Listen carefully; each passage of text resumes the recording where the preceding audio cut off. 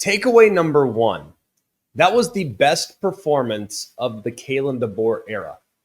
That game from start to finish was a complete grind. That game required every single player that dressed, all 70 Alabama players that had a uniform on.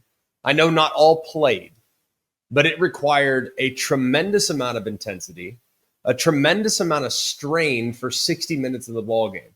It required everybody to be at their best. And even the guys that, like I said, didn't see the field, their energy from the sideline, I think, was palpable, was necessary in a spot like that. Georgia had won 33 consecutive games at home. They hadn't lost in 6 years. This was a win that was all about the team. This is one that establishes a foundation of what can be accomplished when the level of intensity is where it needs to be to go on the road into a remarkably hostile setting and get a big win. It was phenomenal stuff. I mean, it really was. It was phenomenal stuff from Alabama. But the game was really defined by critical moments, third downs, conversions and stops, fourth downs, getting off the field in critical moments of the game, red zone trips that you leave empty-handed when you could have potentially gotten 3 or 6. The offensive plan from start to finish from Alabama, Ryan Grubb, Kalen DeBoer, that incredible offensive brain trust that we always talk about, it was a thing of beauty. I mean, the first 2 drives were scripted about as well as you can possibly ask for. You're sitting there, you got your quarterback comfortable. Yes, you leave a big play on the field with the Ryan Williams drop. That didn't define them. They just kept going. They kept churning. They were patient with the run game. Yeah, they didn't spring any big runs, and the rushing stats aren't going to blow you away. But the run game opened up some things in the pass game. Third down execution was off the charts good. It also showed a level of mettle and something that we haven't always seen over the last couple of years from Alabama. I mean, Georgia's going to fight. They're going to answer, right? It's not like you're going to go toe-to-toe, wall-to-wall, start to finish, and just completely dominate the Dogs. That's just not going to happen. Not with how well coached they are, how proud they are, how resilient they are. So you're sitting there at 14-0. Everything's gone beautifully for Alabama up to that point. And then Georgia hits a double move, touchdown down the right sideline. What does Ryan Grubb call on the very next offensive play? When Georgia gets momentum, they kind of want to go for the jugular. What does Ryan Grubb do? He says, yep, you know what? You're going to attack me. You're going to try to knock us out. Let me go ahead and dial up a screen, gain 27 yards, and immediately destroy any momentum that Georgia would be able to create on the first snap of the next drive. And then the drive at the end of half, that was the dagger. UGA is probably sitting there thinking to themselves, yep, hey, everything's good. They fumbled inside their own 10, and we're still going to go into half with a 3-point deficit. Man, we feel great about where we're at. I'm sure that's exactly what Georgia was thinking there with about 2+ minutes left in the half. Well, boom, Bama then delivers the death nail. They decide, you know what, we could take this thing into half, feel good about where we're at, or we can press the pedal again. We can accelerate again. It's exactly what they decided to do. They go down, steal 7 right before half, and it feels like a completely different game. Ty Simpson, their quarterback, is growing up right before our eyes. I mean, he is playing at a crazy high level right now. So much poise, so much command, so much confidence. It's really fun to watch. I mean, it really is the way he's seeing the defense.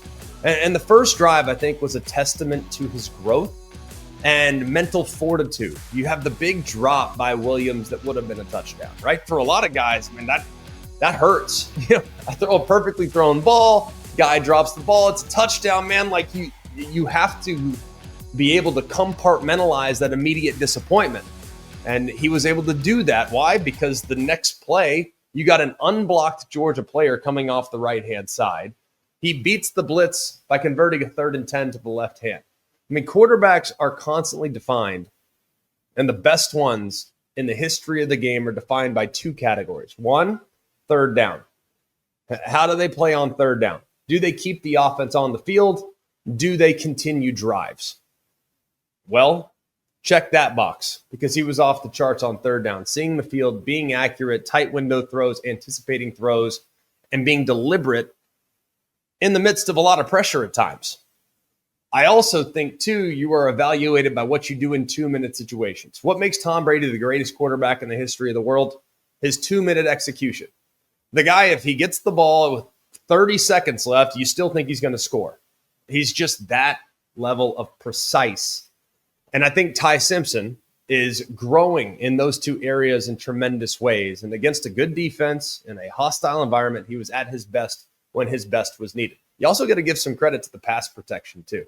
And we've talked a little bit about Georgia's issues getting to the opposing quarterback and the lack of a real pass rush. Well, Ty Simpson on 40 dropbacks was pressured just 8 times.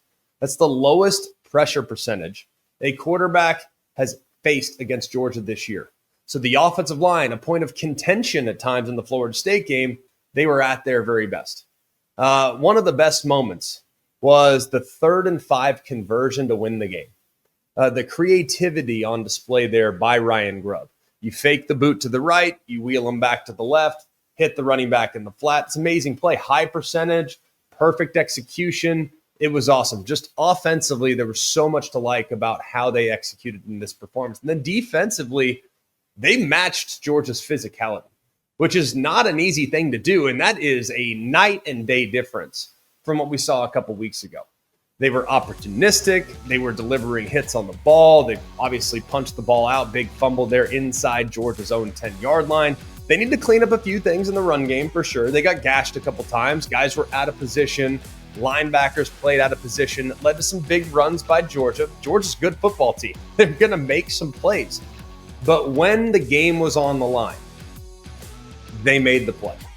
For example, the 4th and 1 stop, they're inside the 10-yard line. Cash Jones scores. I mean, he has one man to beat, and he scores. He might walk into the end zone to the right-hand side, but for Overton to somehow find his way through that left side, make the play behind the line of scrimmage is massive. Look, this win proves that Alabama absolutely, without a shadow of a doubt, has the right guy in Kalen DeBoer, the right staff around him, the right mentality that you want in the team. Remarkable focus and intensity in a hostile environment on the road. It was the most impressive moment of Kalen DeBoer's 2-year tenure up to this point. They are this week's Team of the Week, the Alabama Crimson Tide.